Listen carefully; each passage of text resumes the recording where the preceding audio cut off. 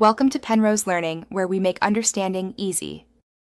In this video, I will show how to make mini meringues. First, ensure your mixing bowl and whisk are completely grease-free for the best results. Use room temperature egg whites, as they whip up with more volume and stability. We'll cover the precise sugar addition technique to create a glossy, firm meringue that holds its shape beautifully. Get ready to pipe some delightful treats. Achieving the perfect meringue starts with whipping your egg whites.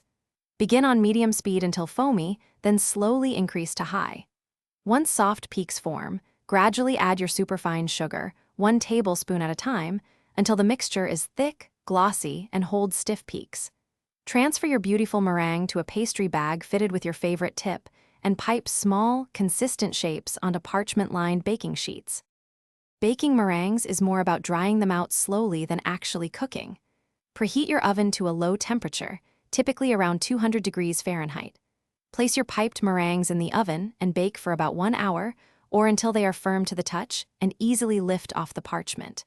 Turn off the oven and let them cool completely inside with the door slightly ajar. This prevents cracking and ensures a perfectly crisp finish. Now for the fun part, flavoring. You can gently fold in a few drops of vanilla extract, almond extract, or even some citrus zest after your meringue has reached stiff peaks. For storage, keep your cooled mini meringues in an airtight container at room temperature for up to 2 weeks. Humidity is their enemy, so keep them dry. And hey, if you're looking for a great way to read all your favorite recipes and more, check the description below for a link to the new Kindle Paperwhite and other fantastic deals.